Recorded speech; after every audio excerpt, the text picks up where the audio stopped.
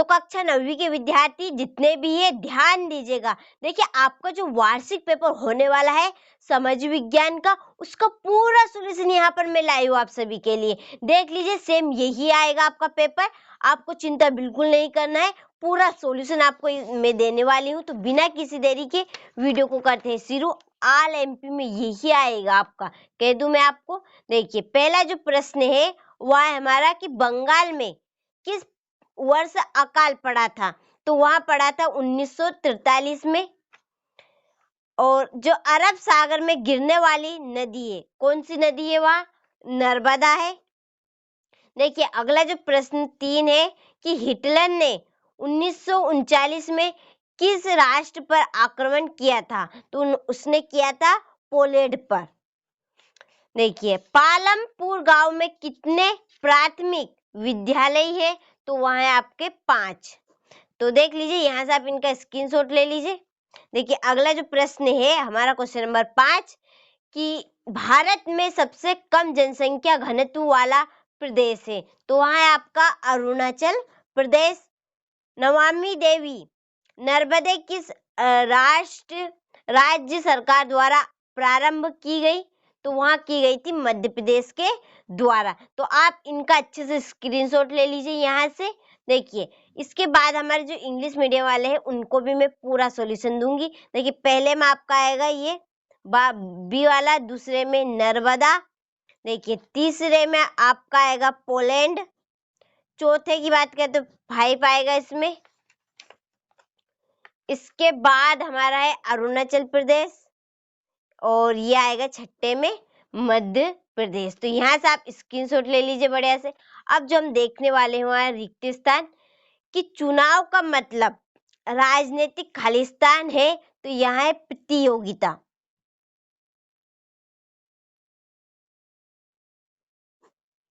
और गंगा की मुख्य धारा भागीरथी खालिस्तान से निकलती है। तो यह निकलती है गंगोत्री।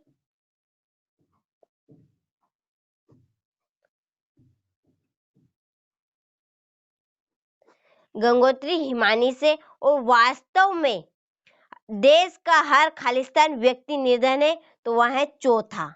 कौन सा है? चौथा व्यक्ति निर्धन गरीबी में है। बंगाल का अकाल खालिस्तान की कमी के कारण हुआ, चावल की कमी के कारण हुआ। और हरियाणा में चौधरी देवीलाल ने खालिस्तान नामक का आंदोलन का नेतृत्व किया। तो किसका? न्याय युद्ध का। इसमें आएगा आपका न्याय युद्ध। और जर्मनी के विश्व में third rise of dreams Khalistan ने लिखी थी। तो किसने? कि रॉबर्ट लारट ने बेराट। तो यहाँ से आप स्क्रीनशॉट ले लीजिए। हमारे पूरे रिक्त स्थान हो चुके हैं और ये रहे हमारे इंग्लिश मीडियम वाले बच्चों के लिए। अब हम जो देखने वाले हैं वह जोड़ी का मिलान करेंगे। देखिए पहले की जोड़ी आपकी लगेगी ये, इसके बाद दूसरी है जल झील वाली, यहाँ आपकी कश्मीर। भारत वन सेवा की स्थापना कब हुई थी? 1864 में। और ऑस्ट्रेलिया को जर्मनी में मिला लिया। तो कब मिला लिया? 1938 में। और तेज चलने वाली पवन है आपकी जेट स्ट्रीम वाली। और इसके बाद है औजार मशीन स्थायी पूंजी। यहाँ से आप स्क्रीनशॉट ले लीजिए। देखिए चिंता बिल्कुल नहीं करना है आपको, पूरा सॉल्यूशन मिलेगा और आपको इंग्लिश हिंदी दोनों के लिए दूंगी मैं। देखिए ये हमारे इंग्लिश मीडियम वाले बच्चों के लिए, आप भी स्क्रीनशॉट ले लीजिए और अच्छे से कंप्लीट करें। अब हमारे आ रहे हैं एक वाक्य में उत्तर कि नवीन जनसंख्या नीति की घोषणा कब की गई। तो यहाँ की गई थी आपकी 15 फरवरी को।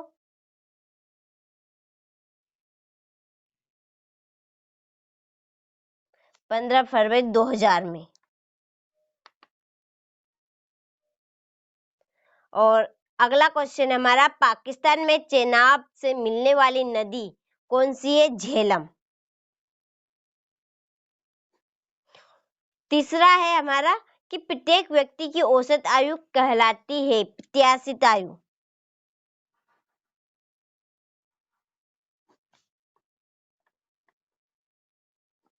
देखिए क्वेश्चन नंबर 4 है कि सार्वजनिक वितरण प्रणाली का अंग है, तो वह है आपका उच्च मूल्य,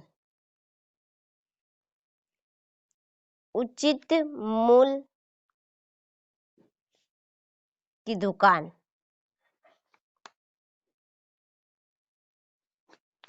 और अगला है हमारा क्वेश्चन नंबर 5 कि किस नदी को दक्षिण भारत की गंगा कहते हैं? गोदावरी को।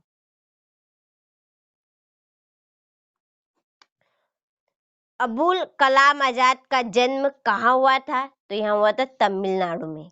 किसमें? तमिलनाडु में। या आप ब्रैकेट में लिख सकते हैं रामेश्वर। देखिए ये हमारे एक वाक्य में उत्तर हो गए, तो आप इनका अच्छे से स्क्रीनशॉट ले लीजिए। ये हमारे इंग्लिश मीडियम वाले बच्चों के लिए। अब हम जो देखने वाले हैं सत्य और असत्य, कि केरल में प्रति 1000 पुरुषों पर महिलाओं की संख्या 995 है, तो यहाँ है आपका असत्य। और अन्नपूर्णा योजना दीन वरिष्ठ नागरिक समूह पर लक्षित है, तो यहाँ बिल्कुल सही है, न कि सत्य है इसमें। तीसरा प्रश्न है कि भूमि के पश्चात पूंजी उत्पादन का दूसरा आवश्यक कारक है, तो असत्य बात है। इसके बाद है पालमपुर गांव में पशुपालन मुख्य उत्पादन किया गया है, तो सत्य। देखिए आपका चौथा छूट गया है, तो चौथा भी क्या आपका सत्य है, और ये है आपका असत्य। पांचवा असत्य है। और छठा है हमारा कि भारत में जनसंख्या का वितरण समान है, असत्य बात है। तो ये आपके इस प्रकार से सत्य और असत्य हो गए। स्क्रीनशॉट ले लीजिए। देखिए इसके बाद हमारे इंग्लिश मीडियम वालों के लिए, देखिए मैं यहाँ पर मैं टिक मार्क लगा दूं। देखिए पहला है रॉन्ग, ये है राइट। दूसरा, इसके बाद में तीसरा है रॉन्ग, रॉन्ग है आपका तीसरा। चौथा है राइट, ये है रॉन्ग, और ये भी आपका रॉन्ग है। तो यहाँ से स्क्रीनशॉट ले लीजिए। अब हमारे 2 नंबर वाले प्रश्न यहाँ से शुरू होते हैं, क्वेश्चन नंबर 6 से, कि हमारे उत्तर पश्चिमी उत्तरी तथा उत्तरी पूर्वी पड़ोसियों देशों के नाम लिखिए। वृष्टि छाया प्रदेश क्या है?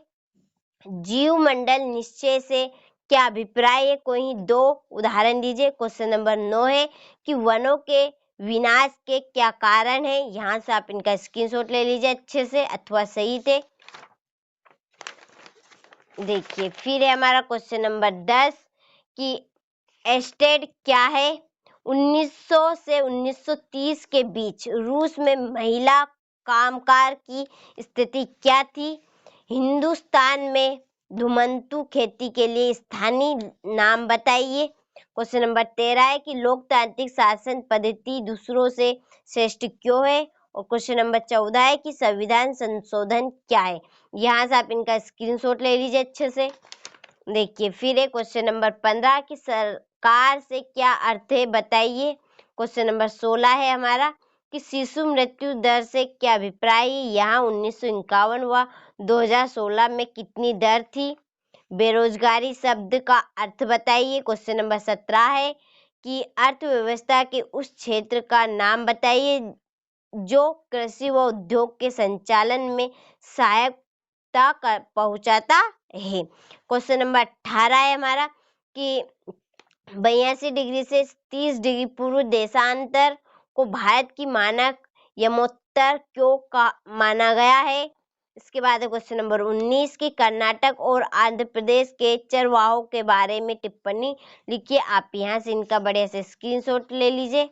देखिए अगला जो प्रश्न हमारा आने वाला है वह है क्वेश्चन नंबर 20 की राजनीतिक स्थानीय क्यों महत्वपूर्ण है? स्पष्ट कीजिए। भारत के मानचित्र में निम्नलिखित को दर्शाइए। पहला है नंगा पर्वत मालवा, तीसरा है पश्चिमी घाट, चौथा है आइनीमुंड। यहाँ से आप इनका स्क्रीनशॉट ले लीजिए। तो देखिए क्वेश्चन नंबर हमारा 22 है कि सऊदी अरब की सरकार अपने नागरिकों को कितनी आजादी देती है? स्पष्ट कीजिए। इसके बाद है हमारा क्वेश्चन नंबर 23 कि भारत में 1973 से निर्धनता की प्रवृत्तियों की चर्चा करें। यहाँ से आप इनका स्क्रीनशॉट ले लीजिए बढ़िया से।